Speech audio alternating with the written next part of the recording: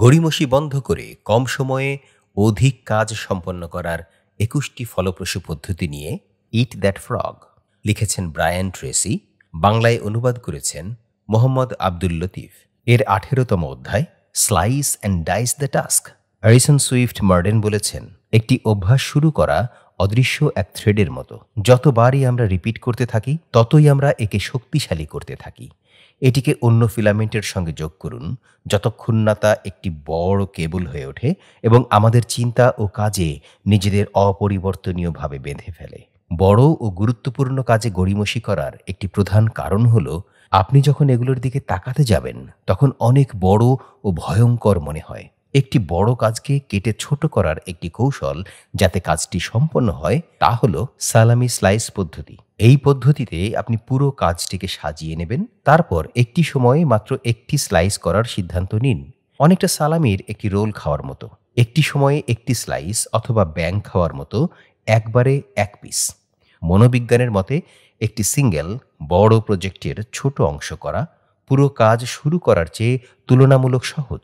প্রায়ই একবার আপনি শুরু করলে এবং একটি সিঙ্গেল অংশ কমপ্লিট করলেই আপনার মনে হবে আরেকটি অতিরিক্ত স্লাইস করলে ভালো হয়। শীঘ্রই দেখবেন আপনার এই জবের এক একটি পার্ট কমপ্লিট করে ফেলেছেন এবং আপনি বুঝে ওঠার আগেই দেখবেন কাজটি শেষ হয়ে গেছে। একটি গুরুত্বপূর্ণ পয়েন্ট আপনাকে মনে রাখতে হবে যে আপনার মনের গভীরে একটি আর্জ টু কমপ্লিশন বা সম্পন্ন করার আকুতি থাকে, যেটাকে প্রায়ই বলা হয় কম্পালশন টু ক্লোজার, শেষ করার বাধ্যবাধকতা।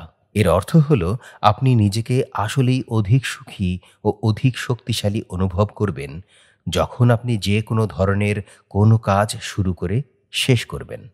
আপনি যে কোনো জব বা কাজ চূড়ান্তভাবে শেষ করে ফেলার মনের একটি গভীর সাবকনশিয়াস চাহিদা পূরণ করবেন। এই সমাপ্তি বা শেষ করার অনুভূতি আপনাকে পরের কাজ বা প্রজেক্ট শুরু করার জন্য মোটিভেট করবে এবং তারপর চূড়ান্ত সমাপ্তির জন্য অবিরাম চেষ্টা চালিয়ে যেতে বাধ্য করবে।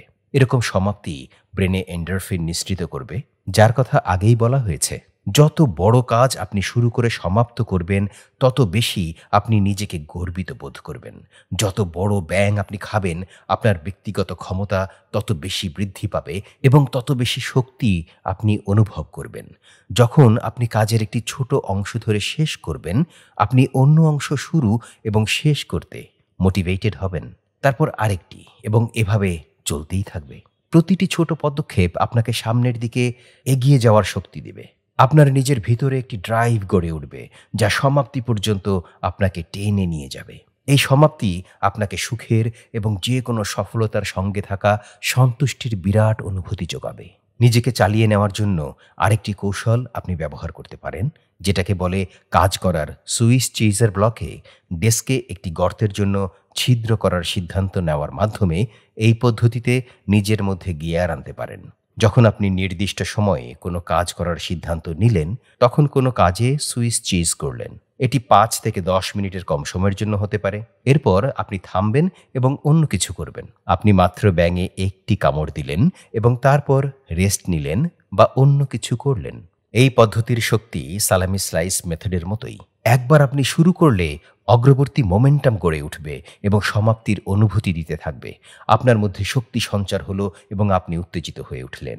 আপনি ভিতর থেকে মোটিভেটেড হলেন এবং কাজ শেষ না হওয়া পর্যন্ত চালিয়ে যেতে তাড়িত হলেন। প্রথমে দেখতে যে কাজকে বিপর্যয় সৃষ্টিকারী মনে হবে, সেরকম যে কোনো কাজের উপর আপনাকে সালামি স্লাইস বা সুইস চিজ মেথড প্রয়োগ করতে হবে। আপনি আশ্চর্য হয়ে দেখবেন গড়িমসি দূর করতে এই কৌশলগুলো কত বেশি সাহায্য করতে পারে।